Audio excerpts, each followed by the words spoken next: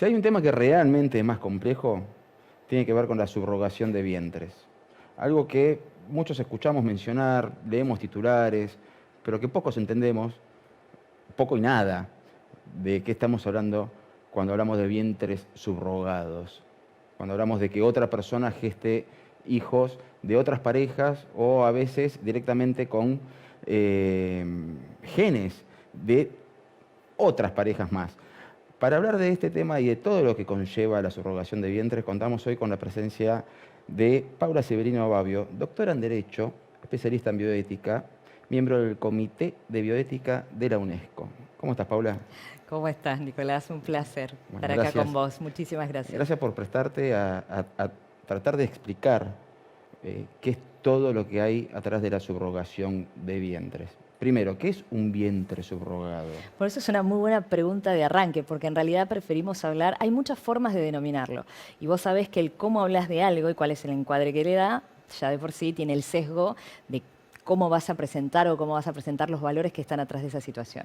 Entonces, en general, nosotros hablamos de gestación subrogada. Digo nosotros, los que nos enrolamos en la posición de a priori no estamos en contra. ¿Sí? Gestación subrogada. Gestación subrogada, porque en realidad, digamos, vos no estás, digamos, desde una posición como la que yo me siento más cómoda, no estás alquilando un vientre o sí o no, en definitiva es parte de la discusión de fondo. Entonces, por ejemplo, en legislación acabamos de sacar un libro que es cuestiones de derecho comparado en gestación por sustitución. Entonces vos estás sustituyendo a otra persona en la parte del proceso que termina con un ser humano, ¿sí? En esta parte del proceso de la naturaleza que es la gestación. Porque también se discutió mucho, bueno, es maternidad subrogada. ¿Realmente estás subrogando la maternidad? ¿Estás alterando, alternando? ¿Cómo funciona? Entonces hay muchas cosas que ¿estás alquilando un vientre? O sea, si yo digo subrogación de vientres o alquiler de vientres, automáticamente digo, bueno, yo tengo la potestad de, o sea, hay tal cosa como que te alquilo mi vientre durante un tiempo para que, no sé, en vez de papas fritas gestemos un ser humano, ¿no? Entonces, Claro, porque mucho tiempo se habló de alquiler de vientres. es como la forma de más divulgada, digamos, de como más corriente de la calle, digamos, en la que hablamos de eso. Pero me parece interesante porque la discusión de cómo lo vas a encuadrar y qué palabras vas a usar también te dicen de qué problemas estamos conversando, ¿no? Entonces, esa sería como una primera cuestión. Bueno, y entonces, si pregunto correctamente, es ¿de qué hablamos cuando hablamos de gestación subrogada? No sé si correcto o incorrectamente, pero por lo menos en este encuadre, porque incorrecto no sé. Bueno, cuando hablamos de gestación subrogada, entonces estamos hablando de una situación que involucra, en primer lugar, una persona o una pareja que está buscando formar una familia y que necesita para eso recurrir a las tecnologías médicas de reproducción asistida, que existen hace ya 45, 47 años, ¿sí? Y en esta búsqueda hay una característica, y es que la persona o la pareja que está buscando formar una familia no tiene la capacidad por sí, ya sea porque es una mujer que tiene algún tipo de patología que no puede, o porque se trata de un varón o una pareja de varones, que generativamente obviamente no pueden gestar, y que para eso necesitan de una tercera persona, que va a ser una persona con capacidad de gestar, que lleve adelante ese embarazo. Ahora, esa mujer que va a llevar adelante ese embarazo no va a ser la que va a maternar o la que desea tener un hijo. Digamos, no es la que tiene el proyecto de familia o la que tiene el proyecto de maternidad, sino que va a ser una persona que va a facilitar este paso dentro del proceso biológico que no se puede dar en esta persona que lo está intentando. Y sobre esta situación descrita de la manera más neutra posible es que podemos hacer un montón de profundización en cuanto a qué nos parece, si esto está bien, si esto está mal, por qué, etcétera. Me empiezan a aparecer un montón, o sea, dije, bueno, éticamente puedo preguntar sobre esto, y, claro, y aparece un abanico de cuestiones que van desde si hay un aprovechamiento de la necesidad o es un deseo de entregar el cuerpo para que otra persona pueda satisfacer la realización de ser padre o madre. Ahí hay por lo menos dos universos enormes, ¿no? Hay un universo primero que es esto de satisfacer el deseo de ser padre o madre. Es lo mismo un deseo que un derecho. Te dejo la pregunta para después si querés. Sí. Hay un derecho a tener un hijo, ¿no? Que es una pregunta que me parece muy importante. Y otra cuestión que tiene que ver con esta conversación acerca de los límites de la libertad en relación al cuerpo. ¿Qué opina el Estado sobre eso? Y por eso cuando decimos, bueno, ¿qué opina el Estado? Es como, bueno, ¿cuál es el mínimo que como sociedad nos ponemos de acuerdo o no para decir esto lo vamos a permitir o no? Si no lo permitimos hay sanciones y si lo permitimos, ¿bajo qué pautas lo vamos a permitir? Entonces, volviendo a la conversación, en esta cuestión de, bueno, hay un paralelo entre la discusión que se tuvo sobre trabajo sexual, trabajo sexual es un trabajo o no, siempre que hay el ejercicio del trabajo sexual, que se ha llamado también la prostitución, hay explotación y hay quien lo lleva y dice, y esto es trata, ¿sí? O directamente es, ok, esta es una mujer que está realizando trabajo sexual y por lo tanto elige, dentro de los ámbitos de su libertad, generar un ingreso a través de la actividad sexual. Es una discusión muy similar que se ha traspolado a la cuestión de la gestación por sustitución. Entonces, yo creo que lo que ambas conversaciones, de hecho hay un movimiento muy fuerte que considera que la gestación por sustitución directamente es trata. No comparto y podríamos charlarlo técnicamente, ¿por qué no? Pero hay una posición que lo dice. Entonces, ¿por qué?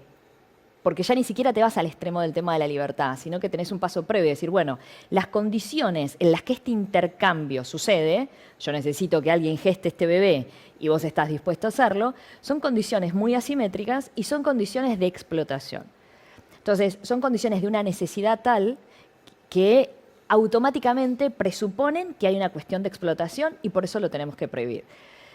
Está bien, pero a ver, te llevo a un caso, está bien, ficticio, pero fue el que puso, por lo menos a mi generación y a varias personas más, Sí. Que eso existía. En la serie Friends, en una de las primeras Sí. temporadas, Sí. Phoebe, uno de los personajes centrales, le presta, no se lo alquila, le presta Es el buena vientre, distinción, sí. le presta el vientre a la pareja de su hermano porque su cuñada no podía gestar. ¿Sí? Terminan teniendo trillizos, qué sé yo. Año 95 era una cosa, 96, o sea, era una cosa, pero brutalmente de extraterrestre lo que estábamos viendo. ¿Cómo que se puede hacer eso? O sea, pero claro, estamos hablando de una persona que por amor a su hermano le presta el vientre. Y también había un debate ético. Ahora, cuando hay dinero en el medio, la ética empieza a jugar otro rol. Sí y no. Sí, y ahí te lo digo, digamos, yo soy asesora en temas de fertilidad hace muchos años y he visto pasar mucho y he trabajado mucho con psicólogas que también acompañan los procesos, no solo en gestación por sustitución, sino en general en reproducción asistida. También hago ese disclaimer, digamos, soy asesora de clínicas de fertilidad en algunas situaciones precisamente en las cuales me consultan para decir, bueno, ¿cuáles serían las condiciones en las cuales esto se podría llevar adelante? Yo no participo como abogada litigante ni nada por el estilo, simplemente como bioticista decir, bueno, este escenario para mí cumple con respeto de derechos humanos de todas las partes involucradas o no cumple, digamos, y ahí vamos con los dictámenes, ¿no? Pero lo que vos señalás es un gran parteaguas en términos de gestación por sustitución. La gestación por sustitución, que se llama comercial, y aquella que se llama altruista, ¿no? La comercial es donde hay un intercambio entre extraños, la mujer que presta su vientre para gestar no tiene ninguna relación afectiva con la mujer o la pareja o la persona que quiere tener la posibilidad, porque tampoco es soplar, ¿no? Tampoco es tan fácil, pero tener la posibilidad de esa gestación, o es alguien dentro del entorno afectivo, y es más, hay algunas regulaciones que te exigen que sea incluso pariente o que tenga un grado por afinidad. Entonces, hay esta primera parteaguas en el cual decís, bueno, yo te contaba, nosotros en el Comité Internacional de Bioética de la UNESCO, entre el 2018 y el 2021 tuvimos esta discusión, hicimos un reporte que se publicó a fines del 2021 y es como, ok, gestación comercial absolutamente prohibida y antiética y anti todo, aquella que es altruista, podemos llegar a entenderla como que hay situaciones en las cuales la podemos permitir. Ahora, desde la práctica, primero hay varias cuestiones. La primera, desde mi posición, la explotación se presume. Lo mismo que en el trabajo sexual. Entonces, así como yo no voy a negarle a una mujer que realiza trabajo sexual, digamos, la voz de que ella me diga qué es lo que está haciendo y que elija hacerlo, también te voy a decir que voy a mirar esa situación bajo la lupa de presumir que hay una explotación. Ok, todo bien, con la libertad, pero probemos que acá los derechos humanos de tuyos sobre todo están respetados. Lo mismo te diría en el caso de la gestación por sustitución. Entonces, cuando vos haces este chequeo en concreto, decir, ok, hay situaciones en las cuales, si vos partís de presumir la explotación, va a decir, bueno, hay una situación que a mí ya me despierta, no te voy a decir una sospecha, pero sí, me despierta la presunción de que acá puede haber una explotación. Entonces, primero descartemos que hay explotación y después conversemos si estas condiciones están dadas. Por ejemplo, esta mujer es una mujer que tiene un ingreso de una clase media en el cual tiene sus necesidades básicas cubiertas, en el cual no está en un ambiente de violencia, etcétera, etcétera. Entonces, eso me parece importante porque no es, a mí, digo, si cuando vos ves la foto, Cuando ves la foto de quiénes son las mujeres que gestan y cuáles son las personas para las que se gesta, hay una simetría en general socioeconómica que es real y que se sostiene en el tiempo. Entonces, bien vale tener la presunción de asegurarte que no hay explotación y que los derechos de esas mujeres, que ese consentimiento es verdaderamente libre. Eso en cuanto a la subrogación comercial. Claro, porque, perdón, ¿no? Estamos hablando también de todo el proceso físico y hormonal de Todo. cursar un embarazo. Ese es otro rock and roll, sí. O sí, sea, claro. Y después el trabajo de parto. Y después el puerperio sin una criatura. Bueno, por ejemplo, vos no podrías... O sea, todo eso en el marco del libre altruismo. Lo que pasa, por como ejemplo, un gris ahí. Lo que pasa, por ejemplo, vos no, por ejemplo, una cosa que no podrías aceptar es que una mujer acuerde gestar para otro, sea de manera altruista o sea porque hay algún intercambio de dinero, que eso también es importante, digamos. El intercambio de dinero no puede ser un monto de dinero significativo, tiene que ser financieramente neutro.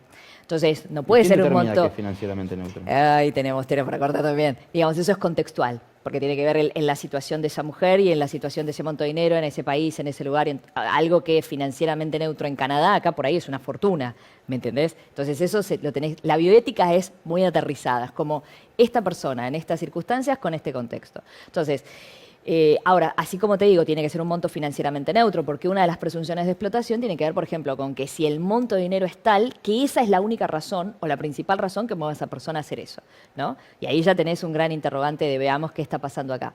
Ahora, por otra parte, vos decías, bueno, pero ¿qué pasa si esto es altruista? Como que, bueno, si es altruista, ya está todo paz y amor, tenés el caso de Phoebe, o yo te puedo contar montones de casos que son los que me han llamado a mí para ver, de primas, hermanas. Y yo te puedo decir, también estando bastante formada en cuestiones vinculadas con neurociencias, que las dinámicas familiares que se juegan y las dinámicas de tensión y de presiones que se juegan en los entornos familiares, a mí me ponen un gran interrogante como bioeticista, cuál es el nivel de libertad que hay en la toma de esa decisión. Gorda, vos ya tuviste tres pibes tuviste, no le vas a gestar uno para tu hermana, pero a vos o sea, conversaciones de lo más bizarras a uno le ha tocado presenciar. Lo podrías llegar, salvando todas las distancias, ¿los podrías llegar a acercar al tema de los donantes dentro de la familia? Claro, es que son situaciones, de hecho son situaciones que esto que yo te decía del estándar de lo financieramente neutro también se utiliza en el caso de trasplantes. Es un estándar ético que también se utiliza cuando evalúas el caso de trasplantes de órganos. Pero así como te digo esto, también te digo, por ejemplo, si vos llegás a una situación, ya sea con la prima, la hermana, la amiga, o con una mujer que no tiene una relación afectiva, para que esto sea aceptable, esa mujer tiene que estar cubierto no solo sus gastos médicos, sino además tiene que tener un seguro de vida. Y tiene que tener un seguro de vida que se extienda y tiene que tener un seguro de salud que se extienda. Porque ¿qué pasa? Que si esa mujer que está gestando hace un evento y termina con una discapacidad, termina con una muerte, termina con una enfermedad... ¿Entendés? Entonces, ¿qué pasa? Supone esa mujer, una de las cosas, uno de los requisitos, pues después podríamos hablar de los requisitos para ser gestante. Entre otras cosas, tenés que haber pasado por un parto, tenés que tener hijos vivos. Vos no podrías ser gestante si vos no tuviste, si no tenés hijos vivos.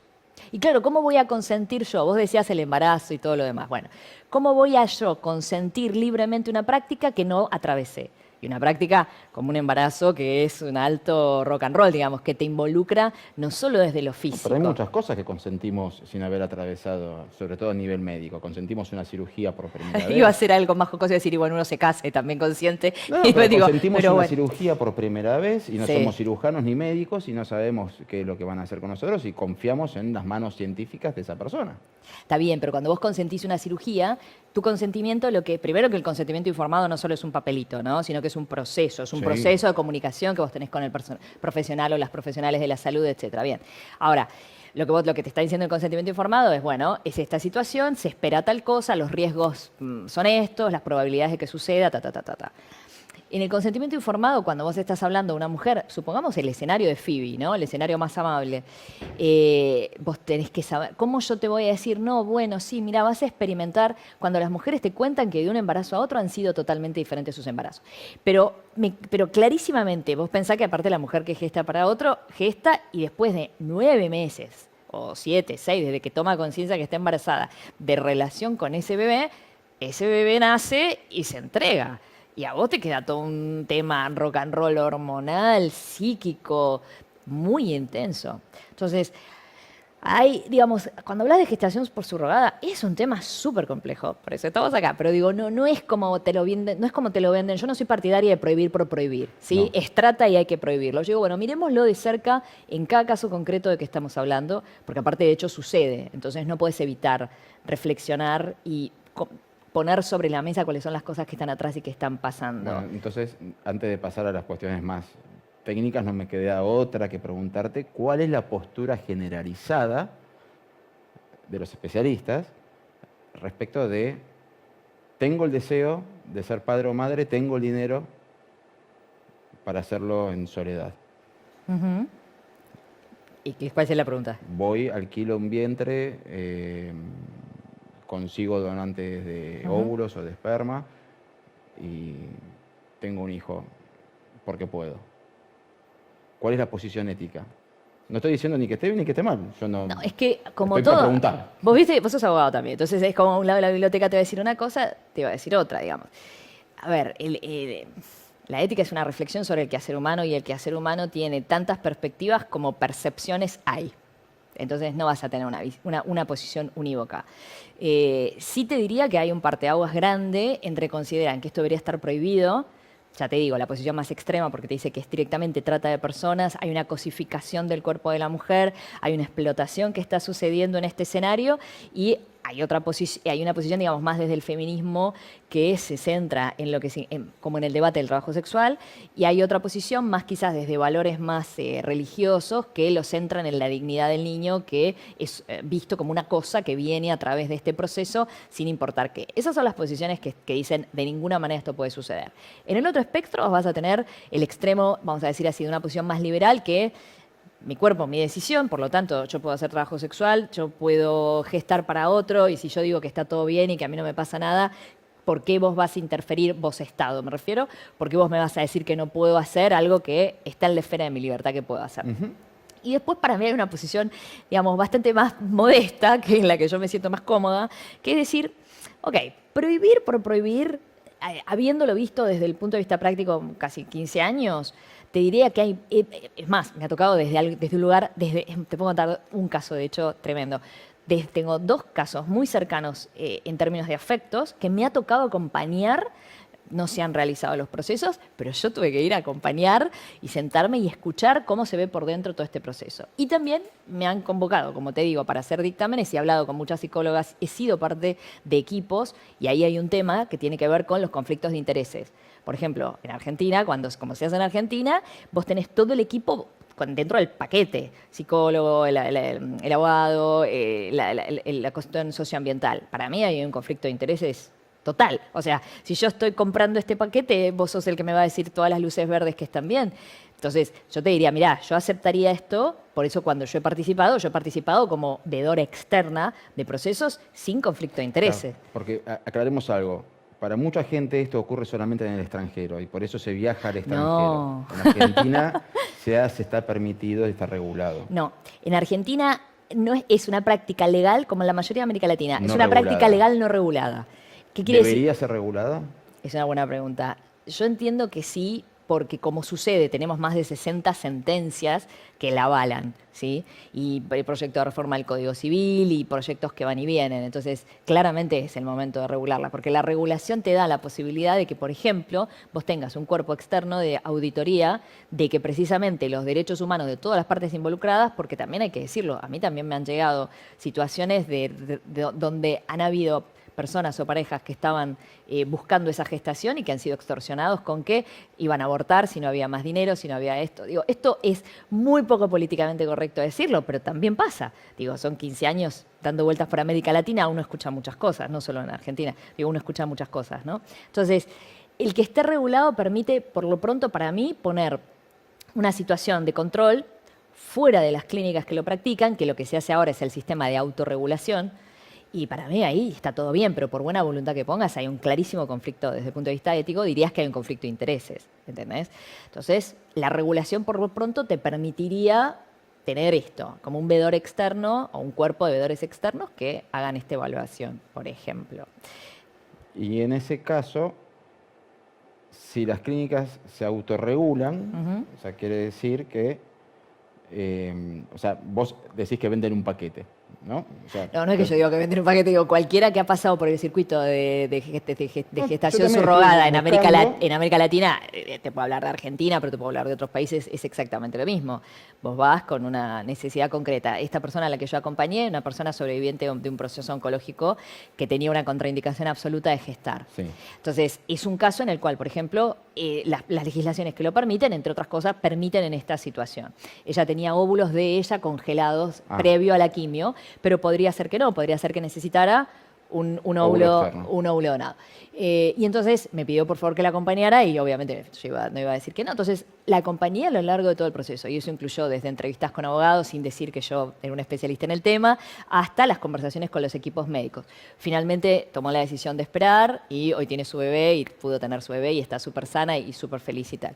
Me pasó otra consulta, una pareja con discapacidad absoluta. Ella era bailarina, tuvo un accidente de tráfico, quedó cuadriplégica antes de los 20 años, recuperó, rehizo su vida con una valentía increíble, se recibió de profesional de la salud mental, trabaja, se casó, tiene su casa, un nivel de autonomía y un nivel de resiliencia increíble. Con el marido se conocieron en uno de esos estadios de rehabilitación, él también con una discapacidad motriz. Y ambos buscando tener un bebé. Y ella termina en terapia intensiva un par de veces por esta razón. Entonces, yo a la clínica, al médico que hizo esa... y ahí es un caso clarísimo de su propia autonomía. Ella tiene el derecho, esta mujer que vive con una discapacidad total, severa, pero totalmente lúcida, 100% resiliente, ¿tiene derecho a pedir que le hagan un tratamiento de reproducción asistida? Y ella tiene derecho. Ahora, vos me preguntás a mí, yo hubiera sido la asesora de esa clínica, lo hubiera hecho bajo ningún concepto, porque no están dadas las condiciones de seguridad mínimas. Ahora, decís, mirá, yo muero en mi ley. Escúchame, yo que defiendo la eutanasia, o sea, la posibilidad de disponer de tu vida y vas a negar que esta mujer, ok, está bien, ella tiene la potestad. Ahora, yo a la clínica no se lo recomendaría. ¿Cuál es la alternativa que han estado estudiando? Una gestación subrogada. Entonces, esa misma gestación subrogada de una pareja de dos personas con discapacidad que hacen una vida totalmente independiente, pagada por ellos, con asistentes, con todo, pero 100% independiente. Un ejemplo realmente de una vida vivida en todas las circunstancias que te tocan atravesar. Ahora, vos decís, ¿cómo encaro este caso? Y depende de qué lado lo mires, porque yo te puedo decir que este es un leading case en un caso de derechos de las personas viviendo con algún tipo de discapacidad. Yo planteé este caso en una reunión del Comité de Derechos Humanos en Ginebra en el 2019 y nadie me supo contestar. Nadie, expertos en discapacidad, estábamos ahí discutiendo sobre biótica y discapacidad en el Alto Comisionado de Derechos Humanos, 20 personas, nadie dijo pío. Pero el otro lado, yo te puedo decir, bueno, claro, pero por otro lado yo te puedo decir que desde el punto de vista de los derechos de ese niño que van a ser en un entorno en el cual es un ser 100% dependiente, donde su mamá no puede ni siquiera alzarlo, o sea, va a estar llorando ahí y ella lo va, porque ella es una persona que no tiene cero movilidad. Entonces siempre va a depender de que la persona que la cuide a ella cuida al bebé. Entonces, imagínate cuando empiece a correr, cuando quiera meter los dedos en el enchufe. Es antiguo porque ahora hay interruptores. Pero, ¿entendés? También te puedo jugar de abogado del diablo y decirte que tradicionalmente muchas familias con alto poder adquisitivo, los chicos fueron criados por otras personas y no por sus propios padres. Totalmente. Por eso te digo, ahora, la pregunta es, por eso las preguntas se hacen en reproducción asistida, y me parece re interesante que lo digas, porque hay muchas preguntas que se nos hacen éticamente en reproducción asistida que a nadie se le ocurre hacerlas cuando vos hiciste así y tuviste la aberración estadística de que nazca un chico, porque tampoco es tan fácil, ¿no? Entonces nadie le hace esas preguntas. Ponele, lo que decíamos del deseo. Muchas veces en reproducción asistida vos escuchás eso, decís, no, bueno, pero el egoísmo del deseo. Le digo, perdón, vos que tenés 3 pibes, que los tenés porque, ¿qué? Porque quisieron nacer. No hay nada noble en el deseo de tener un hijo. Cuando vos rascás un poco, desde el punto de vista psicológico, siempre hay hay algo desde la misma pulsión de tus células que quieren reproducirse, ¿sí? Y no se van a comunicar por Bluetooth, hasta el deseo de trascendencia, el hijo como alguien que me cuide, el hijo como el deseo de una fuente de amor incondicional para dar o para recibir, que como es una proyección siempre es para recibir, ¿no? Entonces no hay nada noble en el deseo. Después cuando nace, das la vida, algunos, no todos, pero sí, obvio, pero no hay nada noble ahí. Entonces, ¿por qué le vamos a exigir esa nobleza a la gente que no lo puede hacer por sí en la intimidad de donde sea, consensuadamente, sino que tiene que recurrir a la mediación de la tecnología? Entonces ahí es una cuestión para pensar, toda la carga ética, cómo le estamos exigiendo mucho más a unos que a otros porque se tienen que exponer a utilizar la tecnología para eso. Paula, te pido que banquemos un ratito, nosotros vamos a un corte y enseguida volvemos con más. Es más complejo, esta vez con la doctora Paula Severino Bobbio, charlando de esto que, bueno, es un brete, ¿no? Vientres, gestión subrogada. Enseguida volvemos.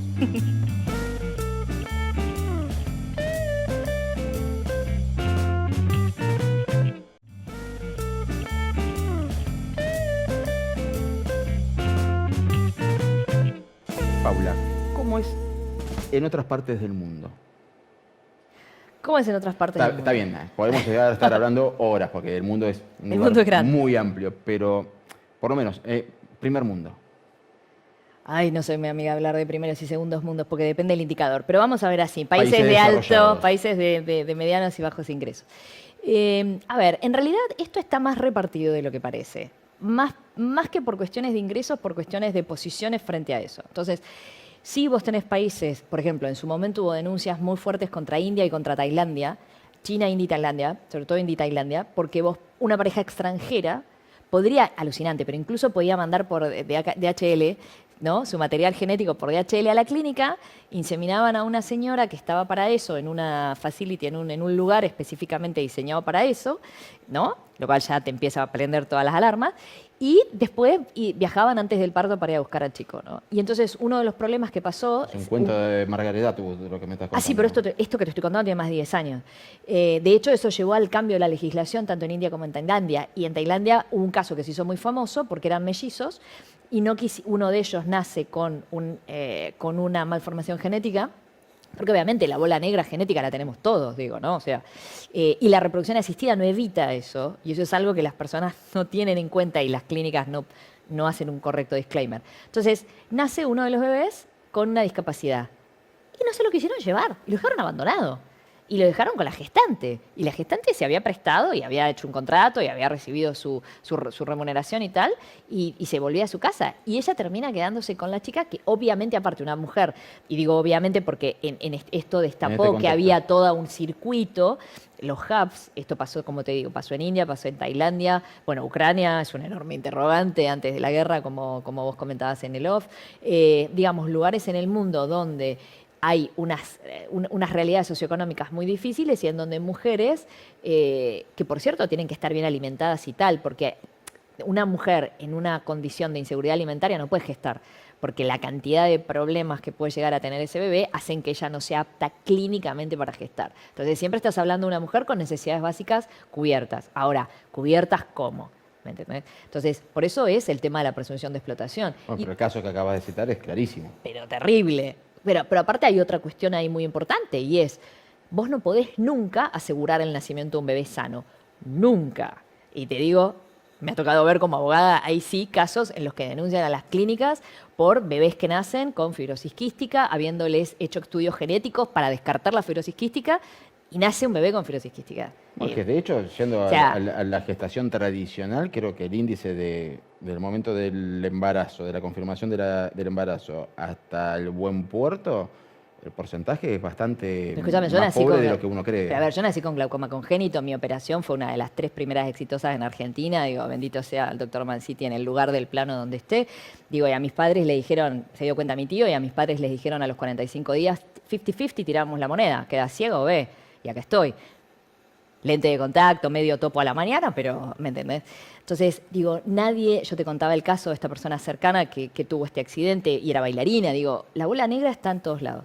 Pero hay otra cosa, cuando vos llegas a un proceso de reproducción asistida, en general, dejemos de lado por ahí las parejas de la diversidad sexual, pero en general, si estás hablando de personas hetero o de mujeres que acuden a la reproducción asistida, es gente que ya tiene lo que llamamos un riesgo genético aumentado. O sea, vos ya vas rengueando. ¿Sí? Entonces, razón de más para que seas muy consciente de que no te pueden asegurar el nacimiento de un bebé sano, como vos tampoco cuando estás embarazada, porque estás embarazada, lo primero decís, bueno, que sea sano. Y voy a hacer un paréntesis, porque en esta reunión que yo te decía de Ginebra, que yo estaba con todas acá, el 90% eran académicas y académicos con algún tipo, viviendo con algún tipo de discapacidad. Cuando yo dije esto, yo en ese momento, 40 años, viendo si quedaba embarazada sola, porque había dicho, sea de paso, hagamos un disclaimer. Además de dedicarme como bioticista a estos temas, yo también los he atravesado desde lo personal y acompañando. Entonces, a mí no me cuentes lo que es una donación de óvulos o lo que es inyectarte, porque son todas cosas que las he transitado, ¿no? Porque me parece importante no ponerse en un lugar en el cual vamos a tener altos estándares para el de enfrente, pero si yo fuera, ¿qué querría hacer? ¿No? Entonces, digo, en todas estas situaciones en las cuales decís, bueno, ¿y ahora qué hacemos con esto? ¿Qué hacemos con esto? Entonces, ya te digo, la bola negra existe. Entonces, vos no podés exigir que el bebé sea sano. Pero cuando una pareja, cuando una mujer, cuando una persona dice, yo quiero tener un hijo, lo que no te está diciendo, y por eso es re importante, y yo insisto mucho, perdón el cherry, pero yo insisto mucho con esto de hagamos prevención en riesgos éticos y legales, en mala praxis, sobre todo en reprogenética, en reproducción asistida. ¿Por qué? Porque esa persona no te está escuchando. Entonces vos te tenés que asegurar que entienda de que vos no puedes garantizar. Primero hay toda una discusión ética de ¿y por qué debería garantizar un hijo sano? Y es lo que te decía. Cuando yo planteé esto en esta reunión de todas personas viviendo con discapacidad, me dijeron, Paula, ¿y si cambias la pregunta y en vez de decir lo único que quiero es que sea sano, es lo que yo quiero es que sea feliz? Y me partió la cabeza en 400. Vos no sabés lo que me cambió a mí esa reunión, la visión sobre un montón de cosas. Entonces, digamos, hay un montón de preguntas que también en las cuales una se tiene que hacer. Y si no te las estás haciendo, te las tienen que hacer. A medida que ¿entendés? pasa el tiempo, que vamos creciendo, que nos vamos haciendo grandes, que empezamos a envejecer y todo eso, nos preguntamos... Habla por vos yo. No te hace Bueno, problema. pero surge la pregunta de cuál es la vara de estar sano también. También. ¿Y cuál es el lugar que eso va a tener en qué? Yo lo viví con el embarazo de mi hermana. Mi hermana que, nada, pasó las de Caín, sobrevivió un proceso oncológico, es una diosa y gracias a Dios zafó. Y después pasó por todo un proceso de embarazo, muchos años después, en el cual, te juro, nosotros no lo disfrutamos como familia. O sea, la acompañamos con todo el amor, pero el entusiasmo, estábamos todos cortando clavos, ¿me entendés? Porque podía volver a saltar el cáncer en cualquier momento. Entonces, y además porque ella había perdido un bebé, eran mellizos, uno se perdió y el otro hoy es mi sobrina, que es una cosa increíble. Y esa sobrina, que hoy es una cosa increíble, venía muy mal en las ecografías.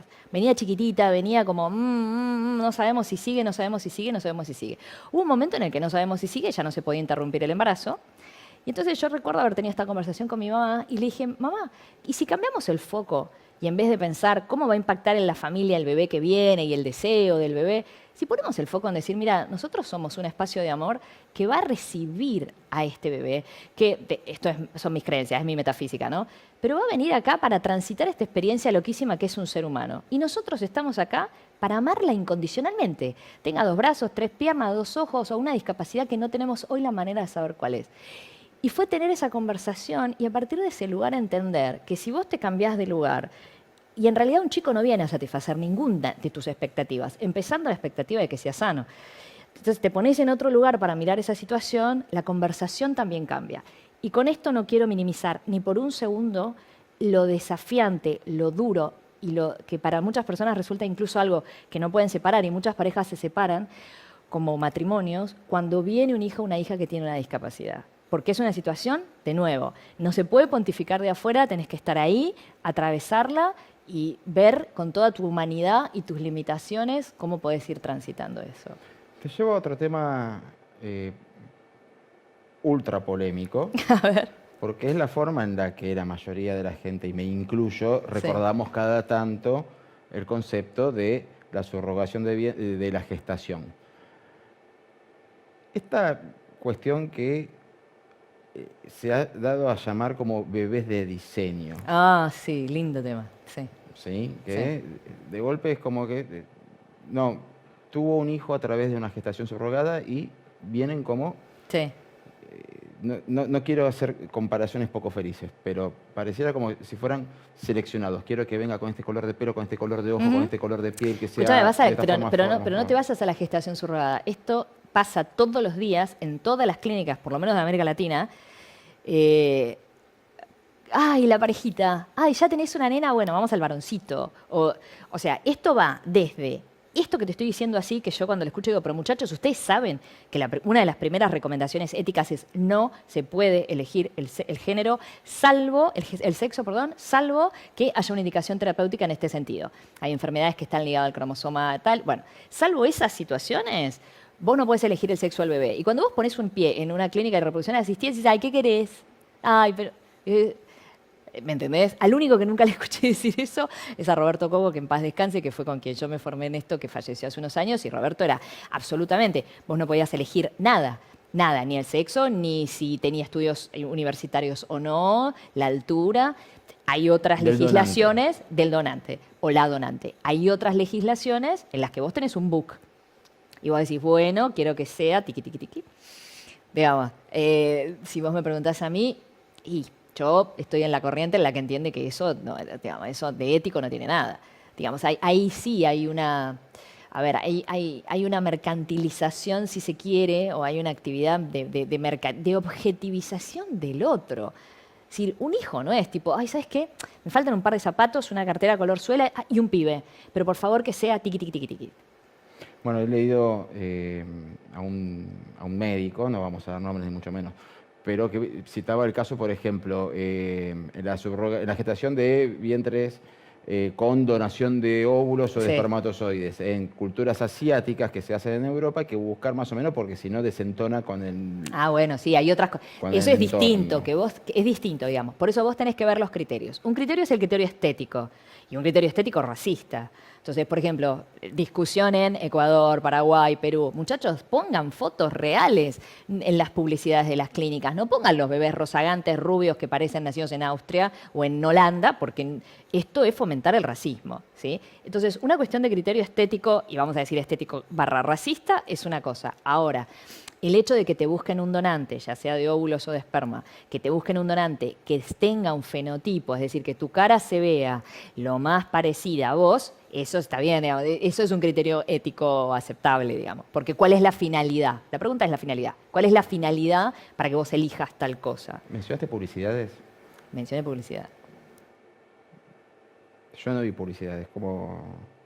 ¿Cómo son esas publicidades? Yo no veo tele hace tantos años que... A ver, no, la publicidad es vos entras a la web, haces un clic, ¿sí? Haces un clic en la web de cualquier clínica de fertilidad del mundo y lo primero que vas a ver es un bebé, el bebé Gelber, o sea, es un bebé rosado, con ojos claros, ojotos celestes, todo gordote, así. Si estamos en Perú, estamos en Ecuador, ¿cuál es el fenotipo? ¿Cómo son las caras de los hombres y las mujeres que van caminando por acá? ¿Son esto? Estadísticamente, ¿es esta?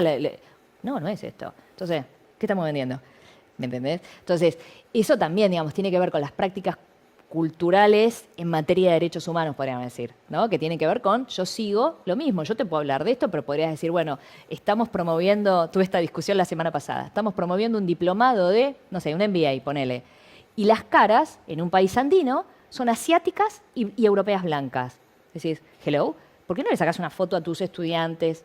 Entonces, en reproducción asistida, esto también tiene una connotación más profunda en términos de cuál es la discusión de racismo abajo o de colonialismo que no estamos teniendo. Por ejemplo, digamos. Pero hay cosas que tienen otro orden. Vos decías otras partes del mundo. En esta reunión que estuvimos en Ginebra, que estábamos discutiendo el tema de qué pasa con la selección embrionaria en culturas en las cuales los varones son mucho más valiosos que las mujeres. Entonces, vos vas a una reproducción asistida, hay aborto selectivo, y por India, China, son dos casos muy concretos, India también. Y hay claro, eso llevó con los años, primero, a una práctica de violencia de género sostenida en contra de las niñas, ¿no? De las niñas que no nacen, y de la niña, no de la niña porque ese embrión es una niña, sino en la figura de la niña que ya está naciendo, que ya está nacida, por ahí dando vueltas, Martita no tiene el mismo valor que Juan. Entonces, si yo me imagino que el día de mañana voy a tener a Josefina o a Pepe, Pepe 10 contra Josefina 2, ni hablar. No es porque ese embrión que esté congelado sea un niño, sino porque la representación de lo que vale un niño, lo que vale una niña en una sociedad, para decidir si yo le doy luz verde a un embrión que sea femenino o a uno que sea masculino. Entonces, ¿eso a qué llevó? Eso sí lleva a la trata, ¿ves? Porque eso llevó a un desbalance poblacional que hace que en el sur asiático, por ejemplo, en el sudeste asiático, tengas la compraventa de novias, que es tráfico de mujeres. Y lo digo entre comillas porque lo publicitan como mercado de novias, que en realidad es un tráfico de mujeres, porque hay un desbalance demográfico severo. ¿Cómo funciona eso? ¿Cómo funciona? Como los delitos. O sea, literalmente hablamos de un mercado de compra-venta de mujeres. Sí. Donde hay muchas más varones que mujeres. ¿Por qué? Porque priorizaron que nacieran varones. Entonces generaron desequilibrios demográficos. Y las mujeres en algún momento las vas a necesitar. Entonces las trafican. Pero puedes subrogar un vientre. Pero no, porque hay que cuidarlo. Digamos, a ese bebé hay que cuidar. Digo, vamos a utilizar una mujer para que de paso haga todas las tareas de cuidado que todavía en algunas culturas o todavía en muchas culturas en distintos estratos se siguen relacionando como propias de las mujeres, ¿no? Entonces...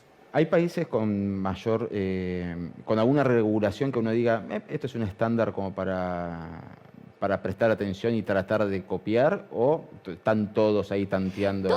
Yo creo que todos tienen sus bemoles. Si vos me preguntás a mí, yo no me siento cómoda con una regulación como la que hay en algunos estados de los Estados Unidos, en el cual vos podés hacer un bebé a la carta, que es donde usualmente salen en las noticias que la gente va a elegir gestar, ¿no? Una gestación subrogada.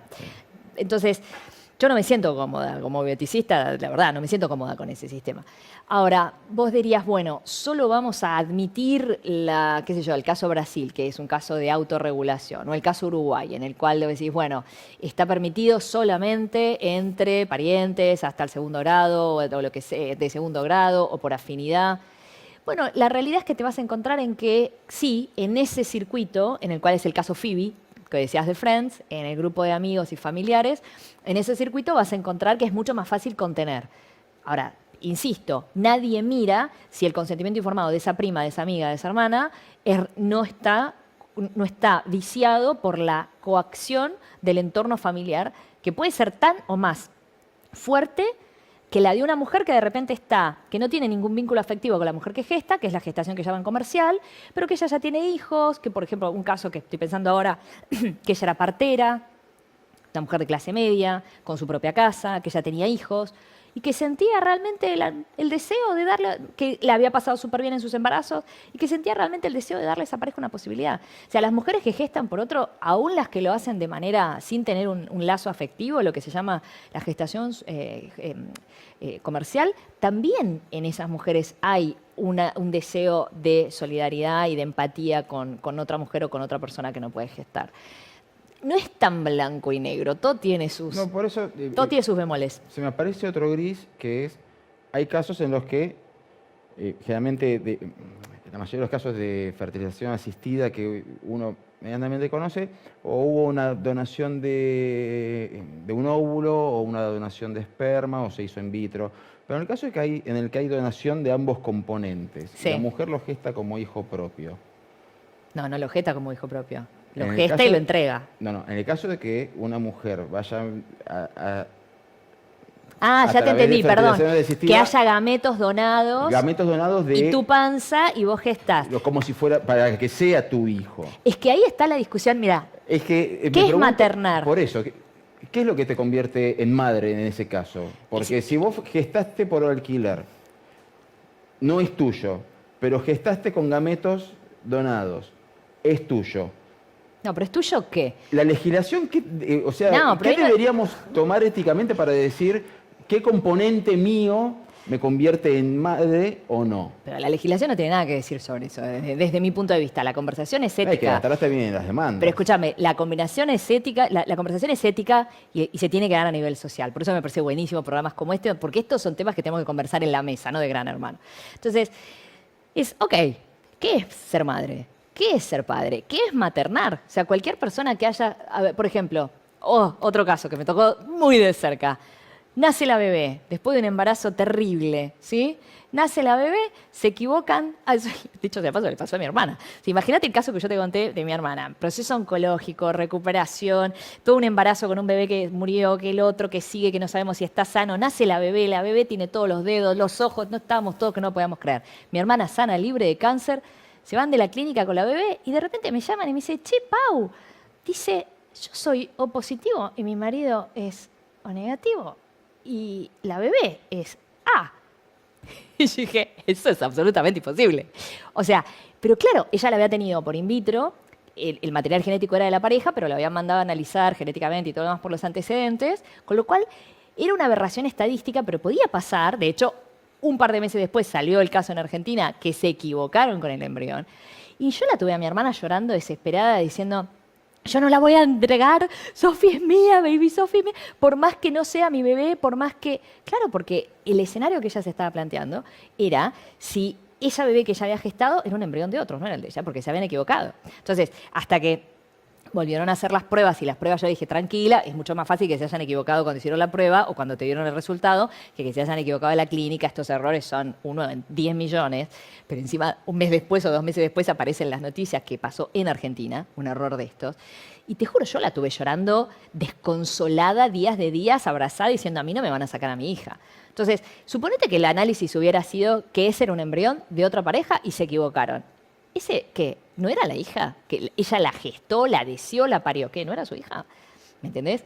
Las personas... O sea, vuelve el deseo a ingresar en la construcción. ¿Pero qué es maternar? materno-filial. ¿Vos me podés decir que si vos adoptás una criatura a la edad que la adoptes, no es tu hijo, no es tu hija? Ahora, claro, maternidad genética es una cosa, maternidad que involucra el proceso de gestar de un embarazo.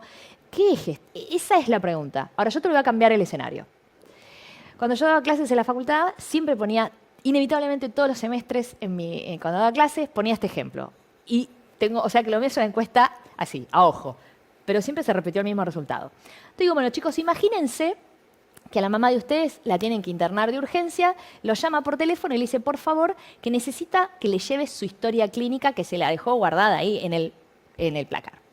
Ok, entonces vos vas y abrís la historia clínica y como sos muy curioso, empezás a ver la historia clínica de mamá. Y ahí hay 2 escenarios, elige tu propia aventura. Escenario 1, vos te enterás que a tu mamá le sacaron el útero o que tu mamá nació sin útero, ¿no? Por una cuestión congénita rarísima. Nació sin útero, ¿sí? Pero sí tenía óvulos. Entonces, vos sos el hijo genético de tu mamá, pero te gestó otra, porque tu mamá nació sin útero o con un útero que no era apto para gestar. Escenario 1. Escenario 2. Abrís la misma historia clínica y te das cuenta que tu mamá pasó por un proceso oncológico, le sacaron los ovarios, menopausia inducida, podía gestar, pero vos no sos su hijo genético. ¿Cuál de los 2 escenarios preferís? Cambiar de profesor, preferís. No, me querían bastante. Un abrazo para mi gente de la PUC en Perú. Pero, ¿sabés qué decían? El 99, en 6 años que hice esta pregunta, 2 veces al año, 6 años en todos los cursos que dictaba, una sola persona me contestó que prefería que le hubieran gestado.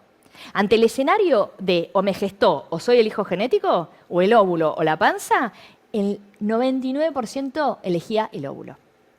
Yo que tengo sangre de calabresa, vos me va a entender, sangue que ama sangue, cuando viví en Calabria lo entendí. Pero, porque para mí que yo siempre estuve abierta a adoptar, era como una idea que me chocó muchísimo. Yo siempre pensaba, no, bueno, que te geste, mamá, la pancita. Una sola persona en 6 años, 2 semestres, 4 cursos que dictaba. Entonces, hay una representación también de qué es maternar, qué es ser hijo, cómo se construye ese vínculo. El fantasma, que eso es otra cosa que uno también brega por eso cuando estás en reproducción asistida. Tengamos la contención psicológica, porque sabes que muchas veces, y no solo gestación subrogada es más difícil de ocultar. Yo he sabido de casos, porque he estado entrevistando gente para investigaciones, y he sabido de casos en los cuales han comprado las panzas para simular que estaban gestando frente a todo su grupo familiar incluso. Ahora, podríamos hacer una conversación sobre la salud mental de si vos estás atravesando eso desde ese lugar. Pero de nuevo, nadie le pregunta a la que se embarazó cuál es su estado, qué tan acomodados tiene sus taras y sus pequeñas neurosis o no tan pequeñas neurosis. Entonces, bueno, ¿qué es? Las personas que pasan por ovodonación, la gran mayoría no le cuenta ni siquiera a su entorno familiar.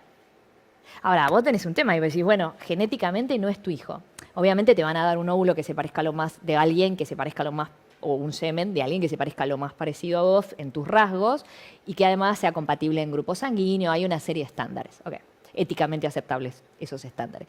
Pero en algún momento, ¿le tendrías que contar o no le tendrías que contar?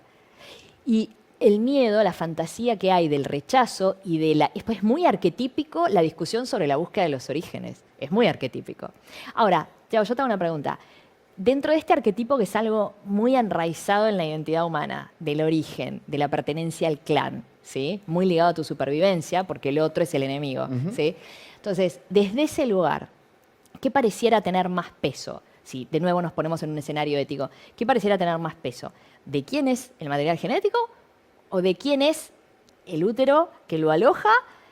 Igual hay todo un tema de interacciones, no vamos a entrar en eso porque es muy nerd, pero hay toda una literatura de interacciones entre la mujer que gesta y ese bebé y tal.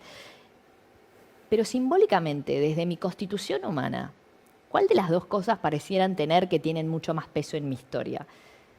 Y ahí cuando vos te haces la pregunta desde ese lugar, es como, bueno, veníamos bien, ya sabíamos que todo esto sí, que todo esto no, y ahí es como, shit, volvemos a foja cero.